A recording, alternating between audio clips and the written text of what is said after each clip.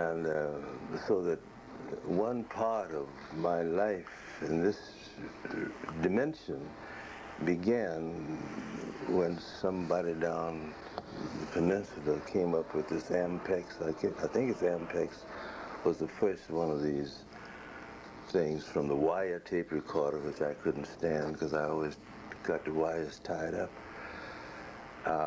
And Joyce then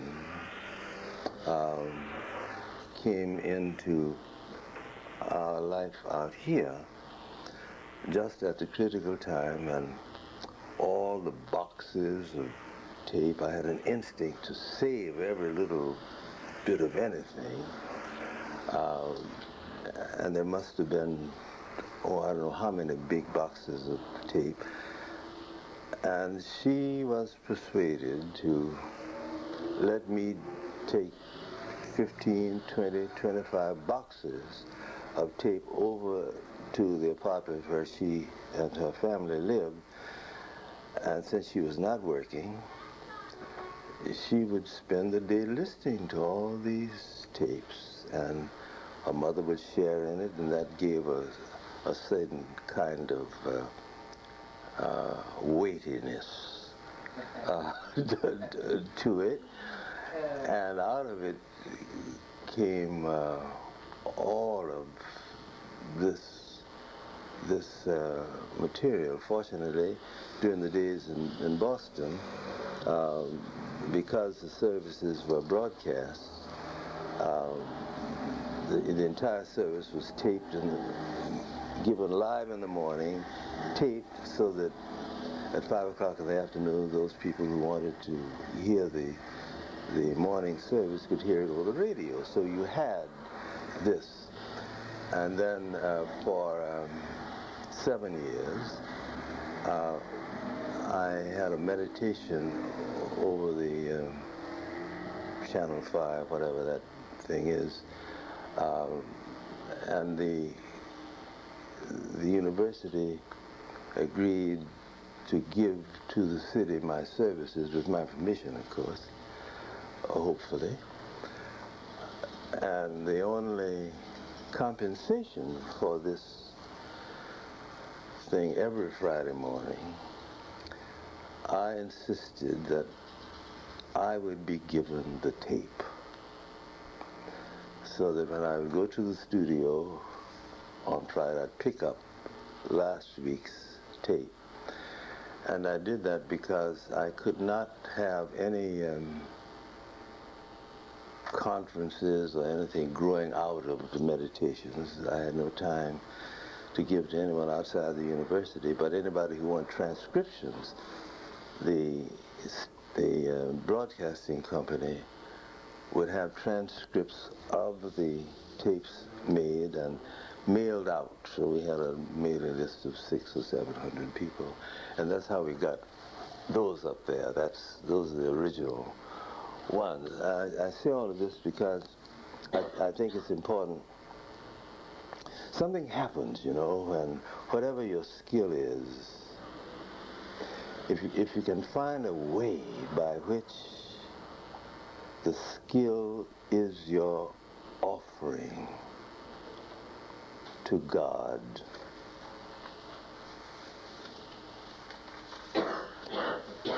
as your thanksgiving, because of all the people who are dead, you're still living. And this is in a way by which you can read God's mind, so that you're ever sure that you're not living on borrowed time. And it's a marvelous sense. Once you get there, you don't have to worry about it. So that's how we got this, and I'm very glad. Now, before we start, Ms. Thurman, I will. Yes. Put this one on, right? Now, I don't. Now, is that bad on anybody? Lucille has the difficulties. Oh, no. I'm legally blind, and the light is a little hard for me. But well, no. Fine. No, you did. They really are. Now, wait. I need a glass of water. Does anybody else need a break before we proceed? Now, is this any better now? Fine. Thanks, Amelia, just well, I don't. That other one is hilarious. Oh, well, don't you just.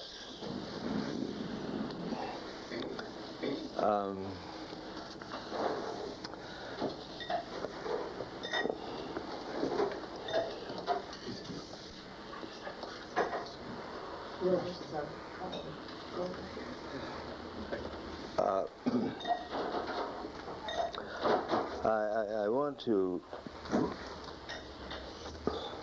give a feeling about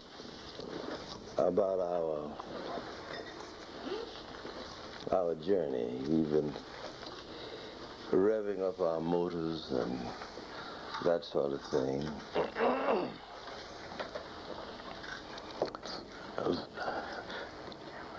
At the end of the sort of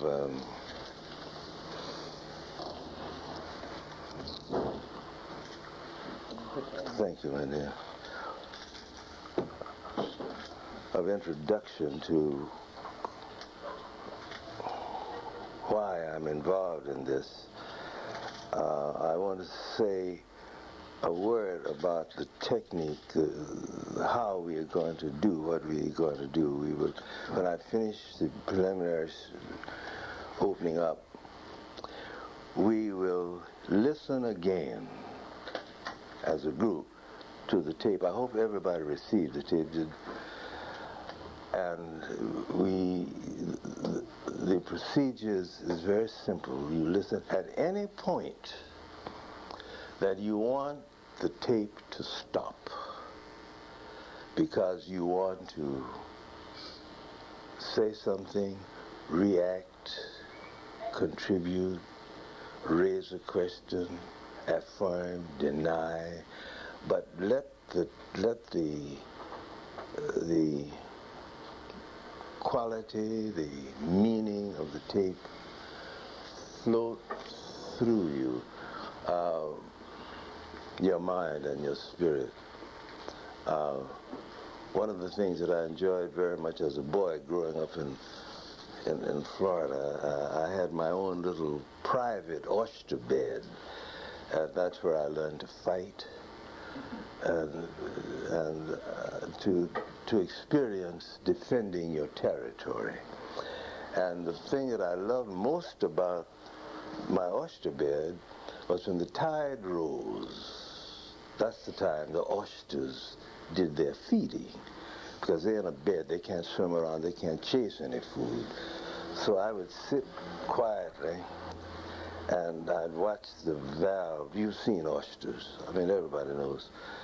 Well, it's something you eat, and it's a seafood, and they can't move because they are all attached to each other. But when the tide rises and overcomes the bed, the oyster valve opens like this, and then now and then it does this. It can't pursue any food, but whatever the tide brings, and it recognizes this is my meal, it closes, and then after a while, that's how it feeds during.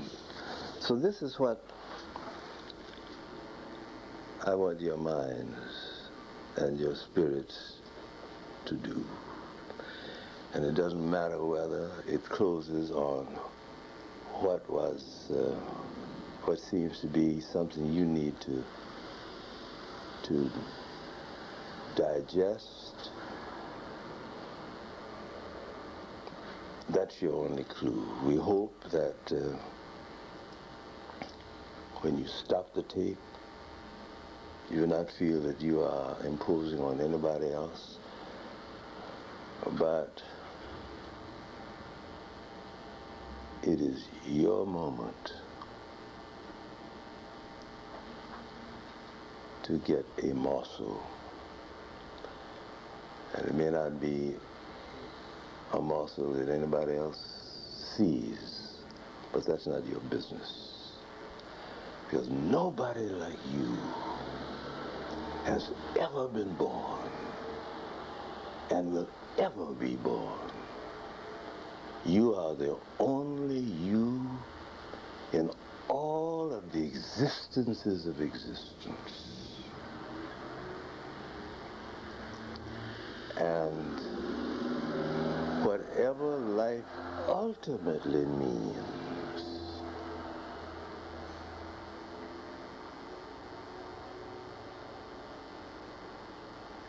no one can find what it means for you except you.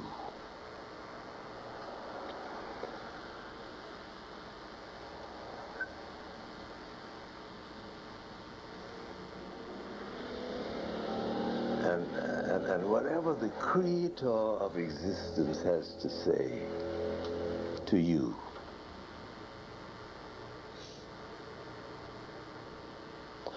other people may guess about it, but no one can hear it except you.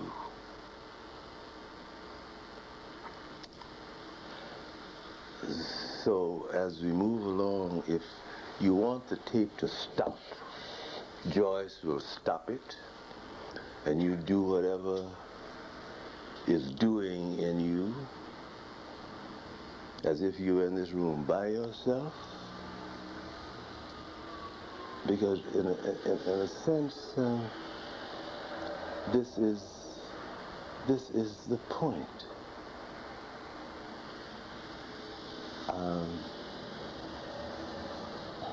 Now,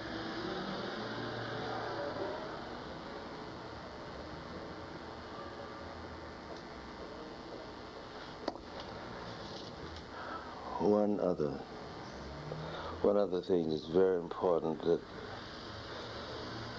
I must give you a feel of, if I can find how to do it.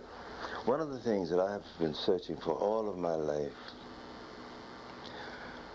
was to find a way by which I could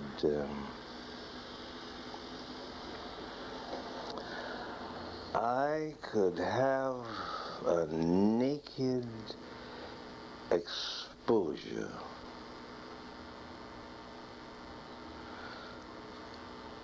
to raw religious experience. And by that I mean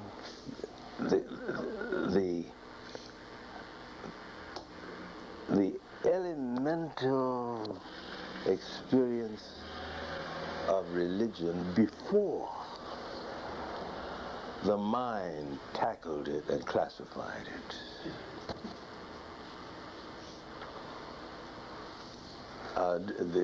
The marvelous year I spent with Rufus Jones, way back then, and I knew I was on the scent of it, and I thought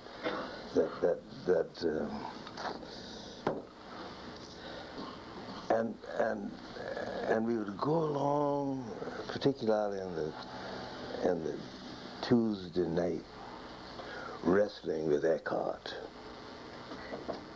And that's what they were.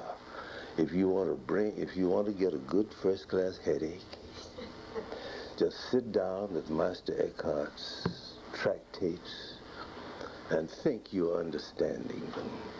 It's a marvelous experience in humility and rage together. Well, anyway, Rufus I would be on the center of it, and then right at the critical moment, he'd become a Quaker. And I was right back where I was. Now, and this is not a judgment or anything of that sort, but in your spiritual journey,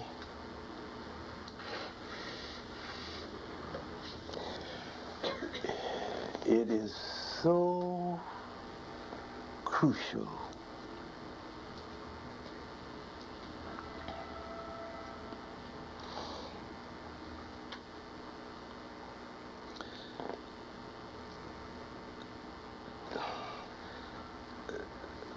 to have a sense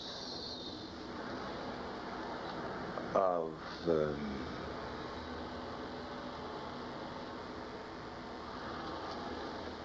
the experience of religion, which becomes the raw material that you use to get your creeds and your doctrine and your dogma, but it's prior to this. And so this is what I'm on the search of. I've been on the search of all my life. And this is a part of why we're here. And I'll stop talking in a minute, Joyce. I feel you. It is like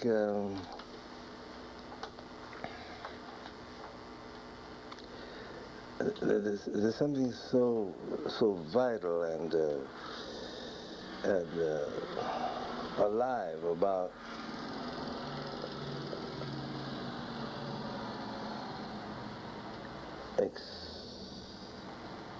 elemental experience before you try to interpret what it means. Don't worry about coming to just what I'm talking about. It'll get clearer. You see, before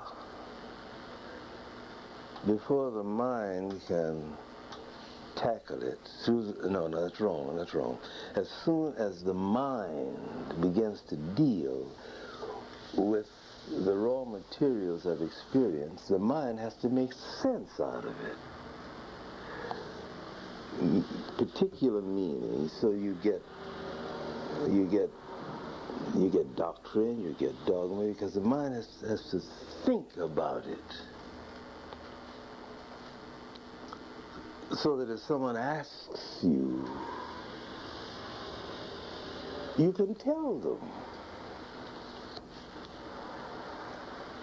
in language that fits into categories of thought and meaning, all that sort of thing. But the moment that happens, the dynamism of the experience evaporates. It's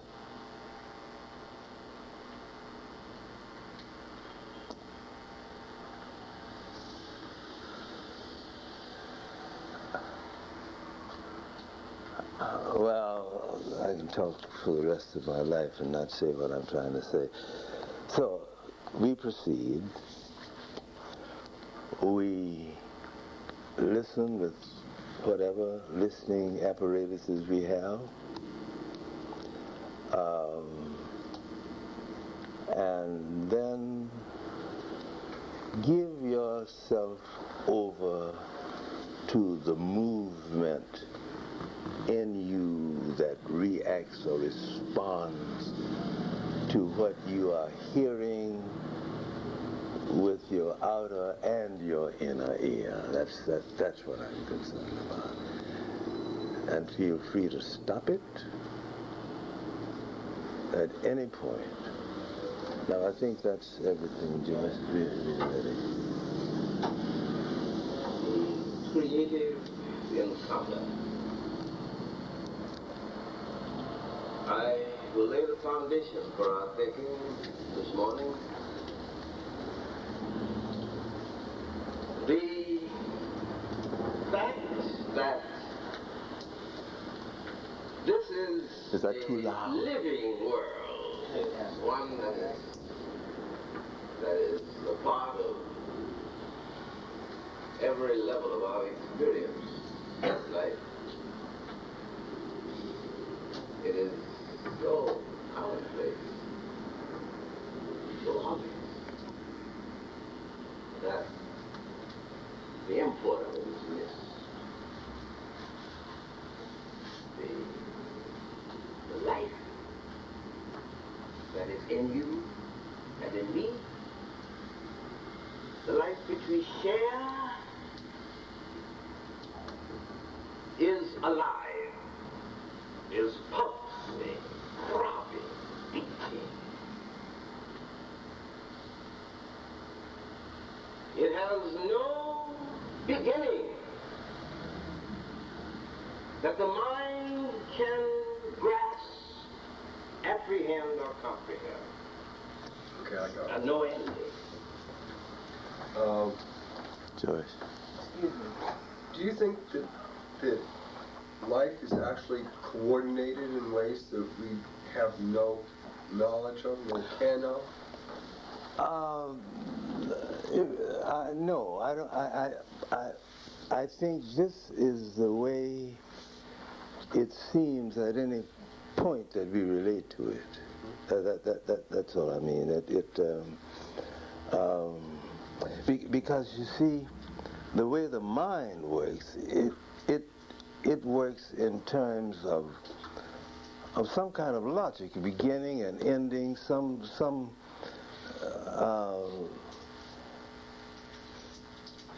it cannot measure. No, that's wrong. That's not right.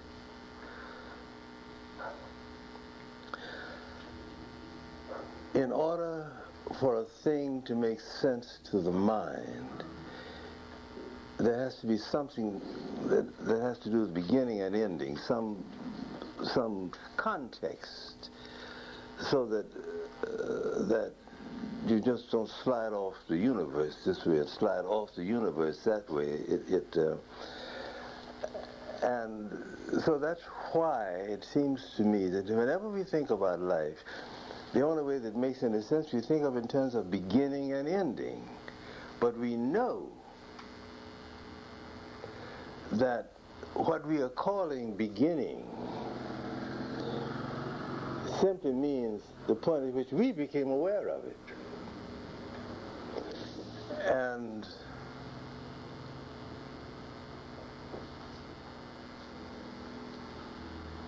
ending, we can't think open ending. So we have to box it in.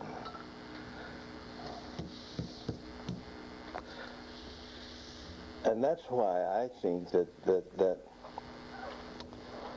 as a concept, the mind can't wrap itself around a notion that life itself is alive. And I'll get to that as we go along, because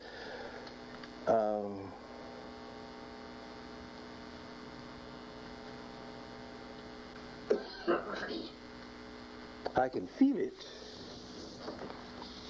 I can experience it,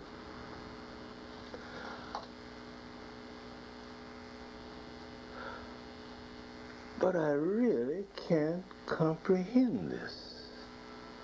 Because there's no logic in it. I can't think of something that has no beginning. It has to start somewhere. There's a jumping off place. But you start by saying no. Now you're agreeing. I wanted to know if you thought that life was coordinated in some way that cannot be, or that we don't have comprehension, we don't have mental understanding. Right, I agree with that. Oh, I thought you started off by saying that it wasn't. No. You do think that? Yes, you see, because that's the only way we can deal with it. I'm not sure that this is characteristic of what life is, but it's the part that comes down my street that I can handle. But where it's been before it got to me and where it's going, it's a part of my guessing. And somebody comes along who comes from regions that I cannot even imagine. and we have to give a name to it,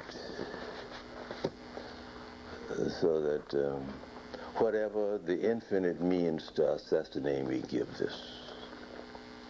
And that's all right. It's the handle. May we go on now, Joyce? How does it live?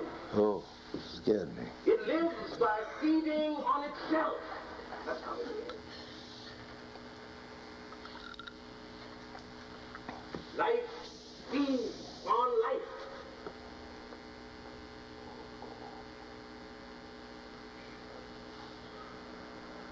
And continues to be. Now the creative encounter in the lodge is that moment when the barrier between the individual and the universe is removed. That's a creative moment.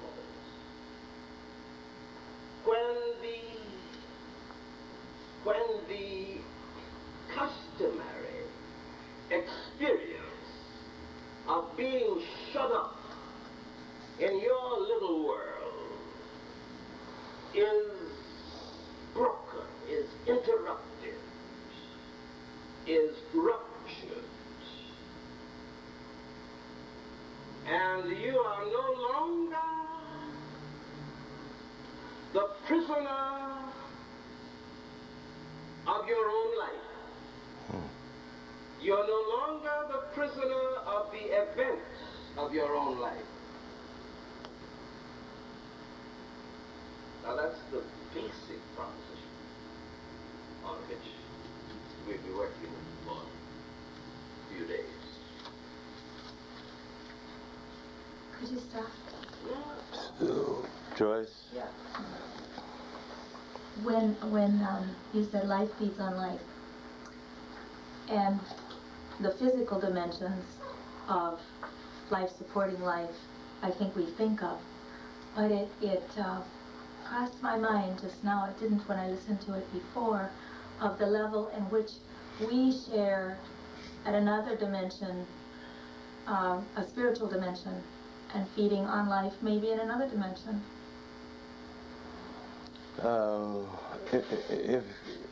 If I understand you,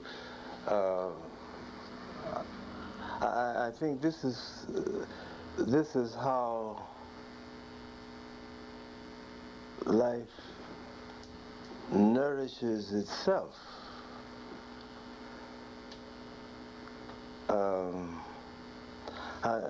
In us, I think, for instance, that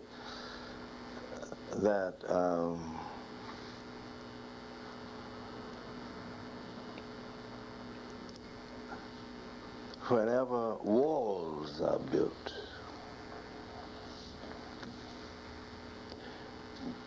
between human beings or between forms of life, so that this expression of life cannot be available as nourishment for some other form of life. When that happens, in terms of conscious relatedness, then the sense of isolation and being cut off from nourishment that we need. Let's see if I can illustrate exactly what.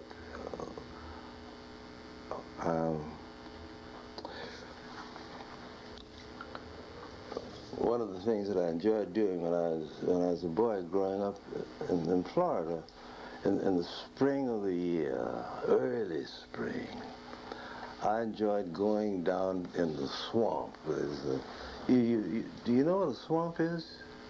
SWAMP. I mean, everybody listens. Yeah.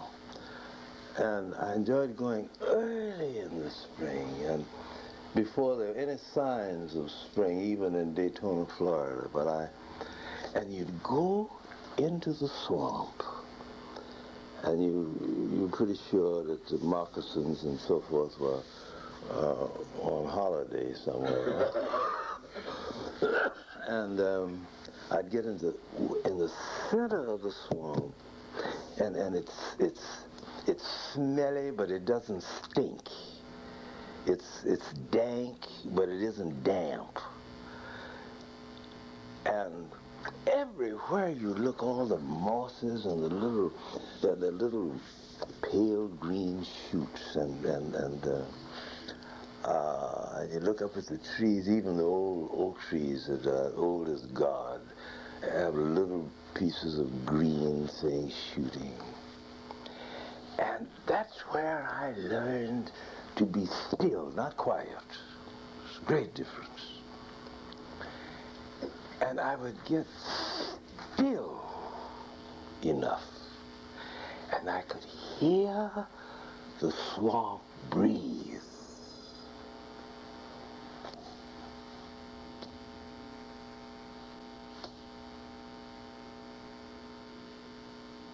And for hot minutes, as I would say,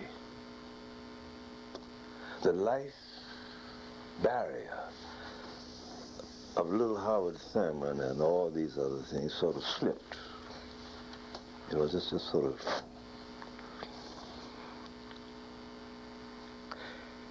And I didn't know which was the swamp and which was I.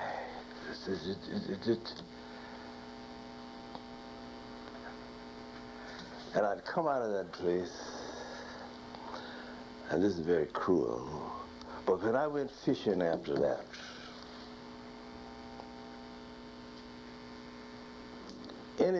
any kind of bait I put on my hook, I could get a fish. It was bad on the fish, but because I had temporarily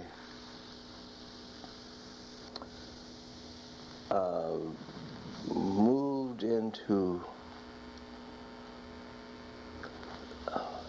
the flow of existence.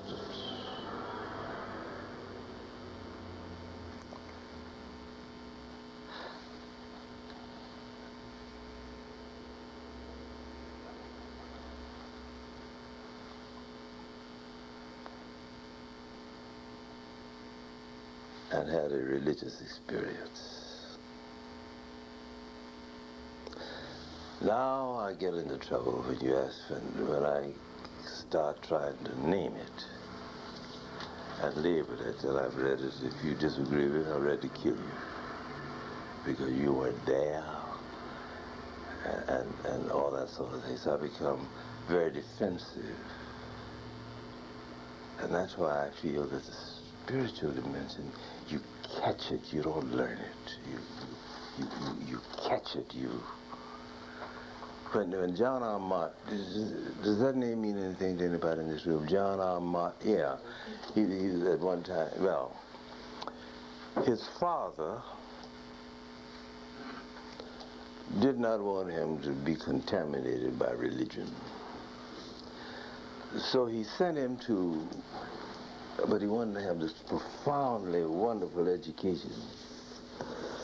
So he selected Cornell University, because Cornell University at that far-off time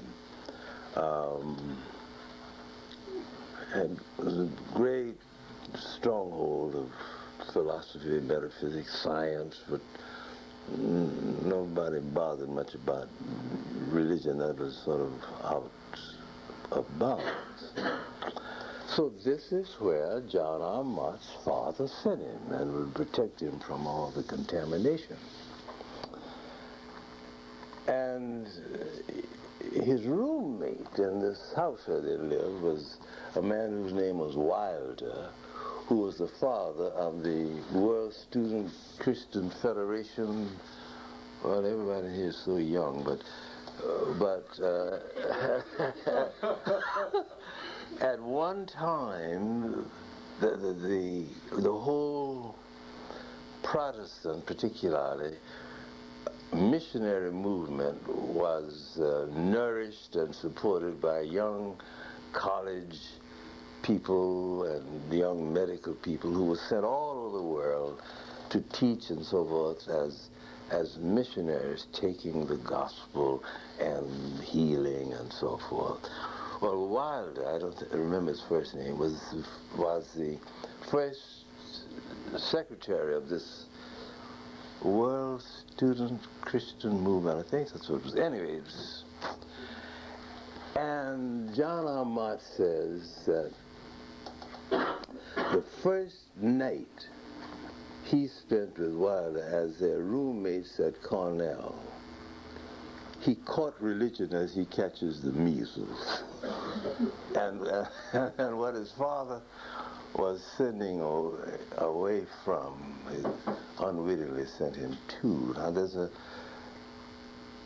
and you remember when Schweitzer went out the first time as a missionary to London, sent out by the London Missionary Society, and he just finished his doctor's thesis, psychological analysis of the personality of Jesus, one of these way out things.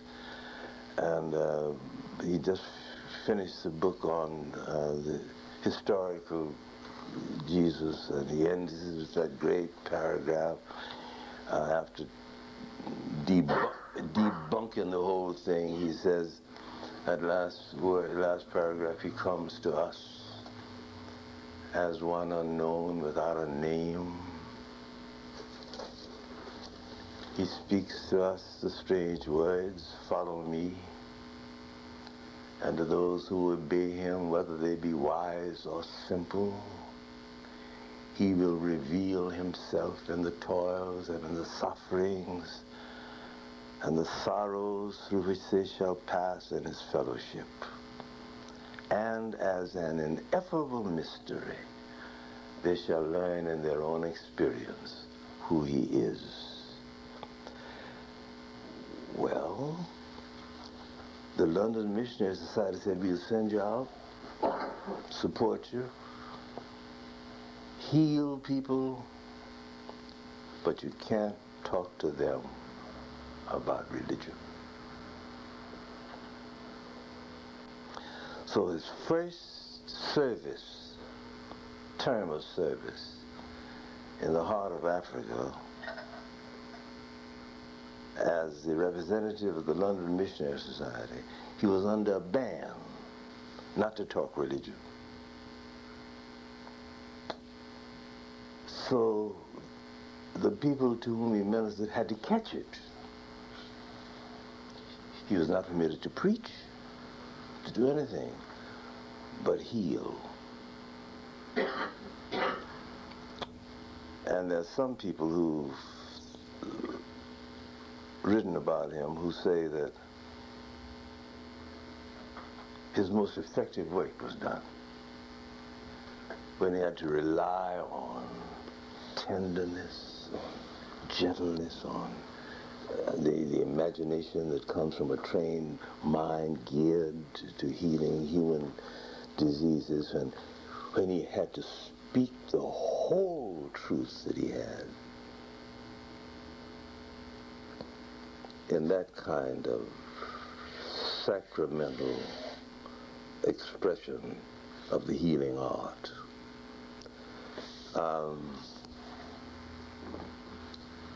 And many people feel it was his most effective years, not after the Lamborghini was built and all this, but when he wasn't permitted to beat his gums. but it had to manifest it through. All right, Joyce, I'll be here all night. I'm sorry. There are at least 4 levels of this kind of experience. I'd like you to think with me about it. There is the kind of inner stimulus that we receive when we have what is called a momentary flash. Ah, yes. From inspiration, maybe the word we use, and suddenly there is an opening, and you see beyond the moment.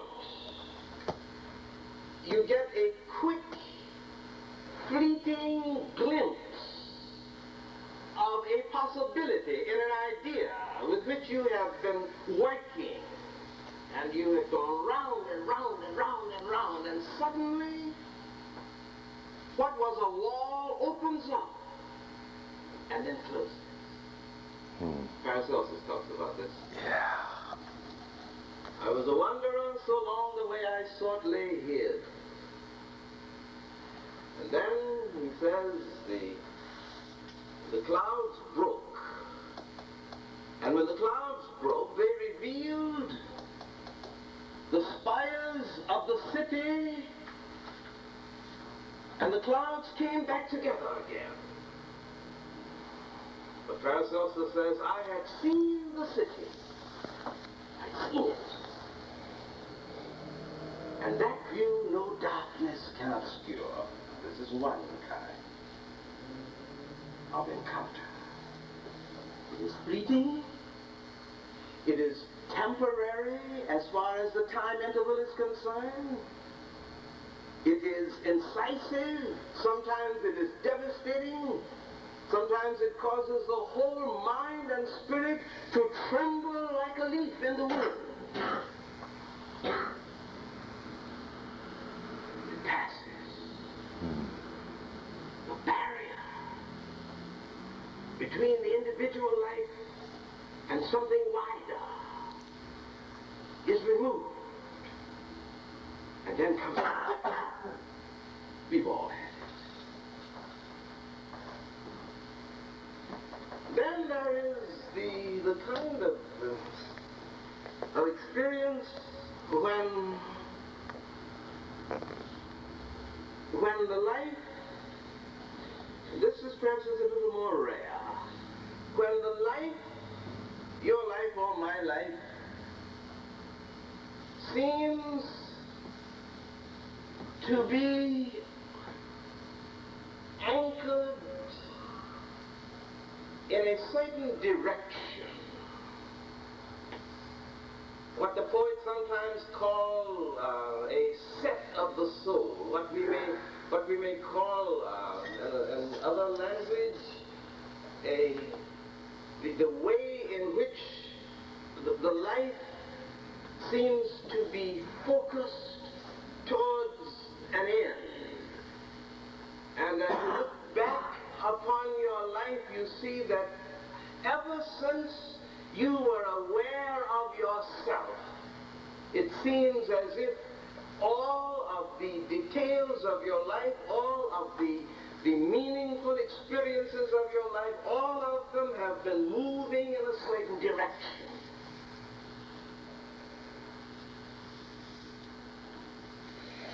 And that at times when you were not even aware of it, it seems that this direction had you.